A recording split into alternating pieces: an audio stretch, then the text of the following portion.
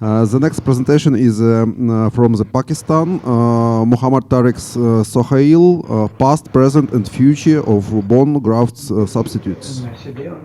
Good morning, Professor Redishenko. It's a great pleasure and great honor for me to be presenting my talk at the International Symposium in Ukraine.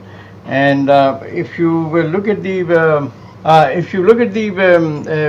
spectrum of conditions in which fusion is to be secured to let the patient to be deformity free and pain free and let him be up and about, there are a lot of variations. You lead in a younger age, you need minimal sort of effort, but still bone is good, it's viable, it's very good in its regenerative capacity. But on the other hand, it needs a lot of effort in elderly patient which are osteoporotic, and their regenerative or reparative capabilities, they are compromised to a certain extent. Then on the other hand, there are comorbid conditions like drug abuse, diabetes, etc. They create their own problem, and they create their own issues, and that affects your outcome. On top of that, spine biomechanics, high-grade deformity, and degree of deformity and level of correction which needs that certainly affects your outcome, because the more deformity, more resection you have to take it, and more complication rate is to be expected in these patients. The basic tenets in the bone healing is osteoinduction, osteoconduction, and osteogenic, which is, I think, familiar to everybody. And if you look at the biologics, which are very much used nowadays to influence the outcome, stimulate the bone healing, and also to augment the bone stock, and help in multiple ways to achieve bony union. And if you look at the FDA definition, it's biologics is a medical product made from a variety of natural resources, which may be human, animal, microorganism. They intend to treat, prevent, or diagnose a medical condition. But in orthopedics and spine surgery, everything is included except hardware and the drugs, and usually the allograft is still being used, and the autograft is still one of the gold standard. Though it's not biologic, it is something autogenous, but it is still a gold standard. And then apart from allograft, there are synthetic protein-based technologies, then the cell-based technologies. Then you have a combination of these things. They can be used in bone healing, and they execute spinal fusion. Then the mineral-based products which are there in the market, which are very effective. They are boron, calcium, and strontium-based bioglass materials. They help in stimulate osteoblast and help in bone union. Use depends on the situation, depends on the surgeon's understanding and the condition which is required. And of course, there are multiple factors from the patient's point of view which influence your outcome. And these are just a spectrum of various products which are being used, which range from the DBM to the ceramic material, and then the cellular base, which are stem cells or the mesenchymal cells, which are being used and isolated and can be injected at the site of fusion. And if you look at the synthetic materials, they are mainly ceramic, bioglass, nanoscale materials, and the silicates and collagens. And then you can have a combination of these. They have all their virtues. That there may be flexibility in use, the variability is there. Then you can tune to your own requirement and conditions in which they're being used.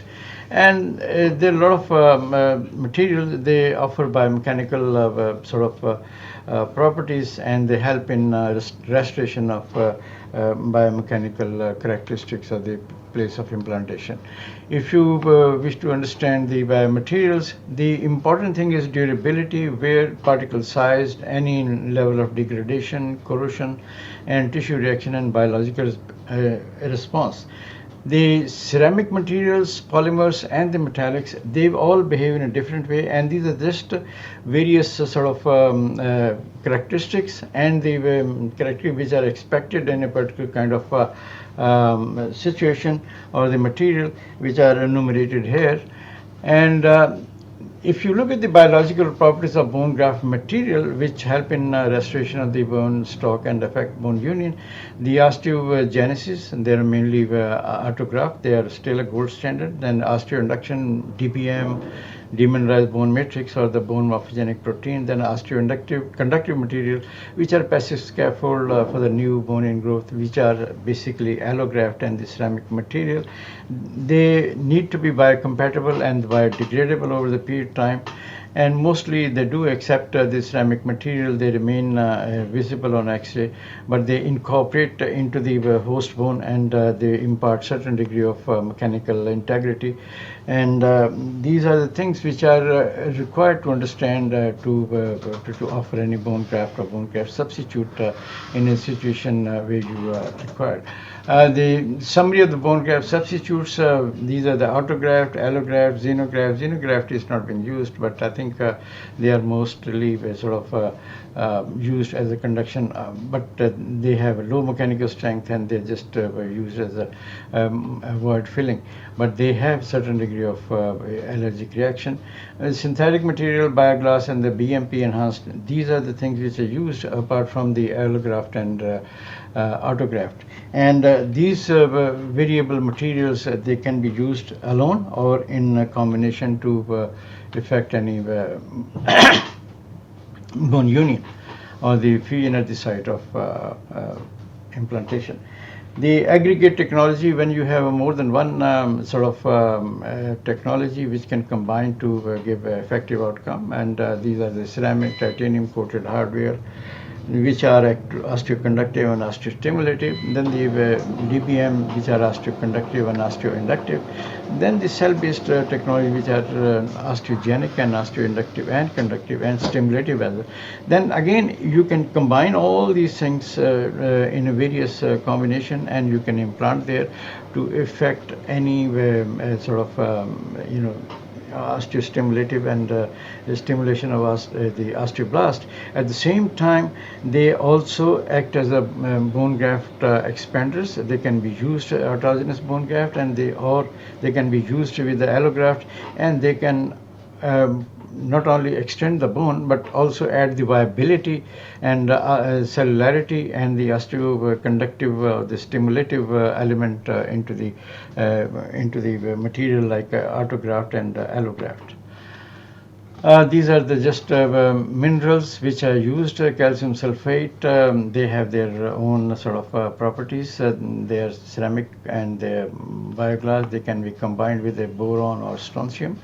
They stimulate osteoblastic activity, and they also induce osteogenesis, and osteogenesis acts on the scaffold, and they sort of lay down new bone formation. Minerals, they affect on or they depend on the surface charge, topography, porosity, and solubility. And these are the properties which you need to understand, because some ceramic material or the mineral material, they absorb quickly, and others, they remain in human bone for a long period of time, and they are visible, and they not only provide osteoconductive element but also osteostimulative in certain situations, and also provide some mechanical strength as well. These are the calcium hydroxyapatite. I think this is very familiar. They are bioglassed. They can be added with the silicone or boron, and they can be used various combination either alone or with other materials. The calcium sulfate and tricalcium phosphate and other material, they can be used in various combination. And down on the right hand side, you can see this certain material they absorb quickly, like a calcium sulfate, as compared to hydroxyapatite, which stays there for a long period of time. And as the material they are absorbed, they are replaced with a new bone formation, and during that process they act as a scaffold, and capillaries, the osteogenic elements and the cellular elements, they grow into the ceramic material, and they provide cellularity in the ceramic material bone substitute. Then the osteoinductive, which are growth factors, they are secreted by the mesenchymal cells. They are and their cells by also the platelets. They are osteoblastic and inflammatory cells. They stimulate fibroblast or endothelial cells, and the platelets release all the other growth factors which are nominated below: bone morphogenic protein, transforming growth factors, fibroblastic growth factors, and platelet-derived growth factors, and vascular endothelial growth factor. They all part of inflammatory at the same time, inflammatory in a positive way, and they also provide a sort of stimulation for the tissue to grow and fill the void, and at the same time they also stimulate the osteoblast and stimulate the bone formation element. These are the various growth factors which are, and their function, their source, etc. I think you guys are very familiar with that. Then you have various peptide and proteins. Their combination of natural protein and the growth factor, you can put it in a sort of on its own, or you can put it in a collagen scaffold or the collagen carrier, and they can implant it at the site of bone defect, or this where you wish to stimulate the bone and put a bone graft. Their main mechanism is they attract, attach, and activate various cells which are biologically very active. They are not osteoinductive. No ectopic bone formation is there, and they do not act away from the surface of implant. So I think it's important that they should be within the vicinity of the adjoining bone surface or the implant and the bone interface, and they provide they attract various cells, biologically active cells, to attach and replicate and start process of induction and osteoconduction and osteostimulation. These are the same function. And one example is P15 peptide, which is again it will attack to various cells and that will stimulate the bone formation. It has been used in ACDF with a very good results as compared to autogenous bone. There are similar results over the period of time, and it can be stored in a room temperature and can be used direct from the shelf. So there's no particular packaging or preparation is required in this situation. Then the non-bone cell-based technologies, which are mesenchymal cells and the bone stem cells, they are variable success in various part of the world, but I think by and large it is not very popular method of bone graft stimulation or restoration, and the preparation and processing of the stem cells affects your cellular activity, their viability and regenerative capability. So it's very variable, and but having said that, one can use it from the posterior spine to centrifuge it and prepare it in the same. Then you can inject in situation where the stability is already there, and you can inject it. But again, results, they are not very consistent and reliable. Then another aspect of fusion process is there, that is your surface of the implants. As we know, the macro or micro and the sub-micro or nano surfaces, they have their different behavior. If you nano-modify the implants or the nano-engineer the surface of the implants, their behavior is totally different. They become biologically very active, and they get attachment to the various bone cells, and they stimulate expression of bone morphogenic protein in the if you put them in a sort of body solution or body fluids. They stimulate the bone morphogenic proteins, and that bone morphogenic protein, if you measure it, as compared to tricalcium peak or titanium, which is not a regular surface, as compared to nano surface, the bone morphogenic protein expression is much higher as compared to other materials.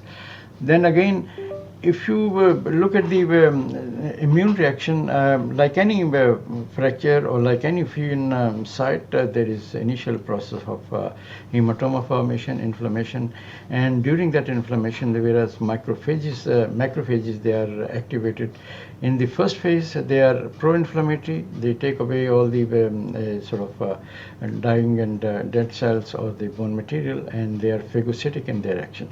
But on the other hand, as the time passes, which is not very long, it's just a couple of weeks or so, these macrophages change their character, they change their behavior and become anti-inflammatory and pro-regenerative, and they resolve all the inflammation, and they change their behavior into more regenerative area, and they expose the bone to a nano level, and that nano level exposure by the macrophages, which are type 1 macrophages, which are do the debris, they expose the bone and the cells get attached to it, and the cells, they are biologically activated at the surface because it's a nano surface, and then a whole cascade of pro-regenerative element starts, and the patient have a bone formation at the site of implantation or the site of fracture or site of union, for that matter, in spine.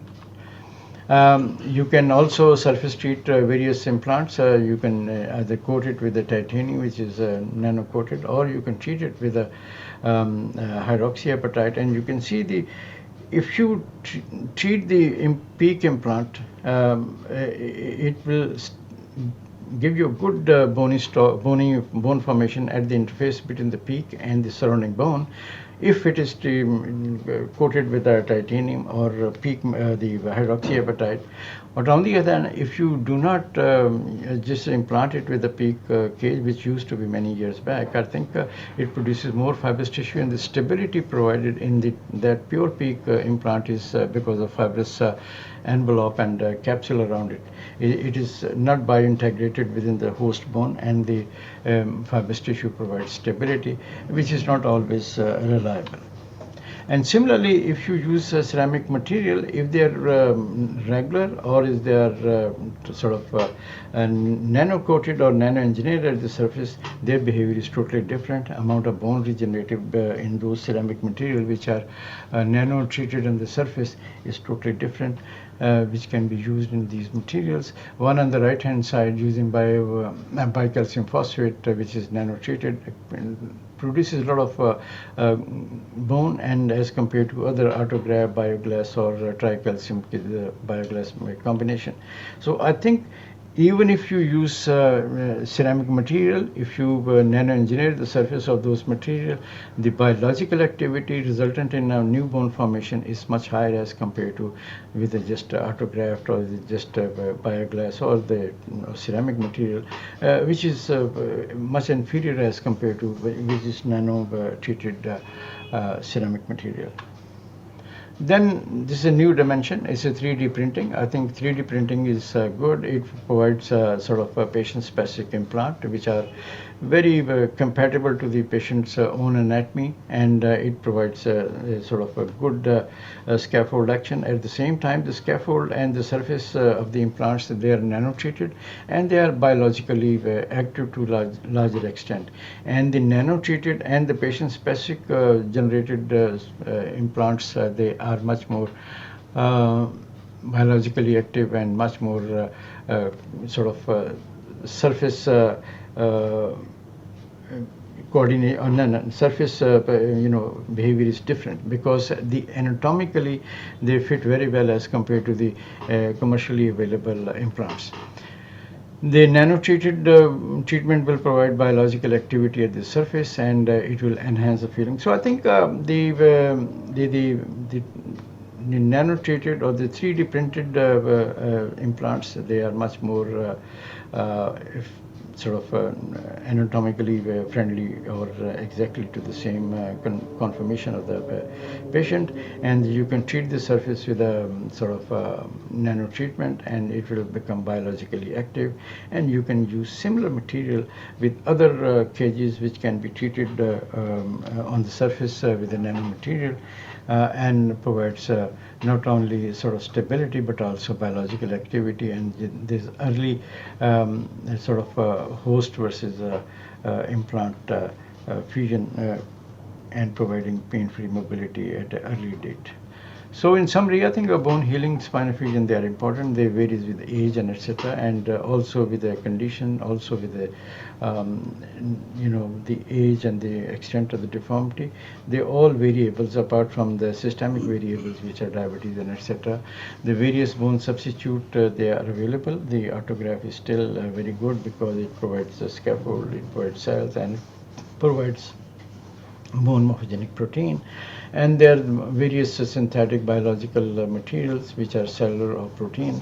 Then new sort of technology like 3D printing, maybe the specific implants they are in market, and surface engineering of the implants, they are nano coated and they provide another biological active facet as in addition to providing mechanical stability, because you can implant, these are important, and you can use surface modification in many ways, right from coating with the various material to the extent of the nano treatment of the surface.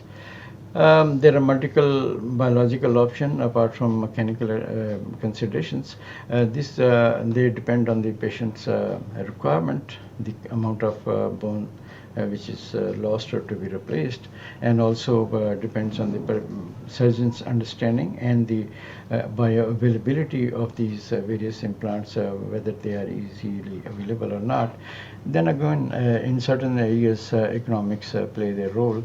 But again, one should not forget that the host factor, they are important to consider, and also surgeon's own experience and understanding of this material is equally important in the final outcome of fusion process. Thank you very much indeed, and I welcome all of you, all the delegates in Ukraine, and all my fellows who are listening. They are welcome to Pakistan. It's a beautiful country. We welcome you to Pakistan. Be my guest when you come. I will invite you to our future meetings, and I would love you to participate wholeheartedly, and you will enjoy your stay in Pakistan. Thank you. Thank you very much, Professor Sohail.